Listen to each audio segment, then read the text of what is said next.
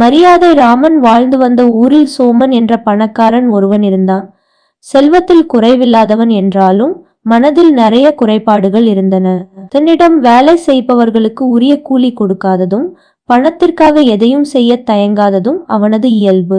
ஒரு நாள் தன் தோட்டத்தில் விளைந்த தேங்காய்களை சந்தையில் விற்று கிடைத்த 10,000 ரூபாயை ஒரு பையில் வைத்துக்கொண்டு மாட்டு வண்டியில் காட்டு வழியாக வீட்டிற்கு திரும்பிக் கொண்டிருந்தான்.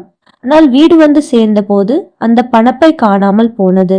வண்டி முழுவதும் தேடியும் வழியில் கேட்டு பார்த்தும் எதுவும் கிடைக்கவில்லை. சோமன் பதறிப்போனான்.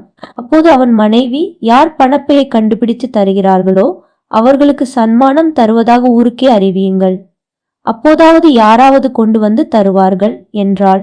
இந்த யோசனை சோமனுக்கு பிடித்தது. மறுநாளே ஊர் முழுவதும் தண்டோரா போடப்பட்டது.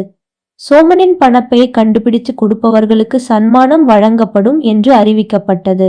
ஊரார் பலரும் தேடியும் அந்த பை யாருக்கும் கிடைக்கவில்லை. ஒரு வாரம் கழித்து அருகிலிருந்த ஊரிலிருந்து பூபாலன் என்ற வழிப்போக்கர் அந்த ஊருக்குள் வந்தான். ஏழைதான், ஆனால் நேர்மையும் மனிதநேயமும் நிறைந்தவன். நிலத்தடி நீர் இல்லாததால் விவசாயம் கைவிடப்பட்டு வேலை தேடி அடுத்த ஊருக்கு செல்லும் வழியில் இருந்தான். காட்டு வழியாக செல்லும் போது அம்மன் கோயிலில் நின்று மனமாற வேண்டிக் கொண்டான். அப்போது பாதையில் காயமடைந்த ஒரு புறாவை கண்டான்.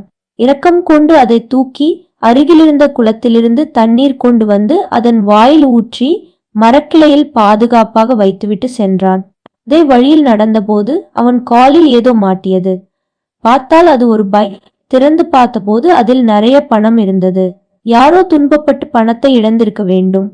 அவர்களுக்கு இது பெரிய வேதனைதான் என்று எண்ணிய பூபாலன் உடனே அந்த ஊருக்குள் சென்று விசாரிக்க ஆரம்பித்தான். ஒரு கடையில் விசாரித்த போது கடைக்காரர் சோமனின் பணப்பை தொலைந்த விஷயத்தை சொன்னார். நீ கொடுத்தால் சன்மானம் கிடைக்கும் என்றதும் பூபாலன் தயங்காமல் சோமன் வீட்டிற்கு சென்றான். பணப்பையை பார்த்ததும் சோமன் மிகுந்த மகிழ்ச்சி அடைந்தான். ஆனால் அந்த மகிழ்ச்சி நீடிக்கவில்லை. பணம் முழுதும் திரும்பிவிட்டது. இப்போ இந்த ஏழைக்கு பரிசு கொடுக்க வேண்டுமா என்ற கெட்ட எண்ணம் அவனுக்குள் எழுந்தது. உடனே பூபாலனை நோக்கி, என் பையில் வைர மோதிரமும் இருந்தது, அது எங்கே? அதை மறைத்து வைத்திருக்கிறாய், ஒழுங்கா கொடு என்று கத்தினான். பூபாலன் அதிர்ச்சியடைந்தான். தன்னிடம் அப்படி எதுவும் இல்லை என்றாலும் பிரச்சினை பெரிதாகிவிடுமோ என்று அஞ்சினான். சோமன் தொடர்ந்து கூச்சலிட்டான். சிறிது நேரத்தில் சோமன், பூபாலன் மற்றும் ஊரார் அனைவரும் மரியாதை ராமன் முன்னால் நின்றனர்.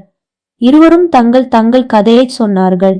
தண்டோரா பற்றிய விபரமும் அதில் வைர மோதிரம் குறித்து எதுவும் சொல்லப்படாததும் மரியாதை ராமனுக்கு நினைவுக்கு வந்தது.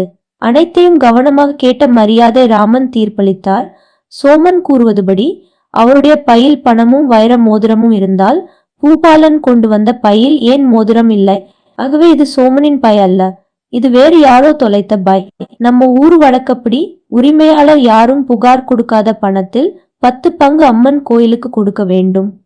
மீதியை கண்டெடுத்தவரே வைத்துக் கொள்ளலாம். அதன்படி பூபாலன் பணத்தை வைத்துக் கொள்ளலாம். சோமனின் உண்மையான பை கிடைத்தால் அதற்கான சன்மானத்தை அவர்தான் வழங்க வேண்டும். சபை கலைக்கப்படுகிறது. இந்த தீர்ப்பை கேட்ட சோமன் திகைத்து போனான். தன் கெட்ட எண்ணமே தன்னை தோற்கடித்தது. பூபாலன் கிடைத்த பணத்தில் 10% அம்மன் கோயிலுக்கு வழங்கி மீதியை கொண்டு சொந்த ஊருக்கு திரும்பி ஒரு சிறிய தொழில் தொடங்கி நிம்மதியாக வாழ்ந்தான். வாழ்க்கையை வாழலாமே. அடுத்த கதையில் பார்ப்போம். நன்றி, வணக்கம்.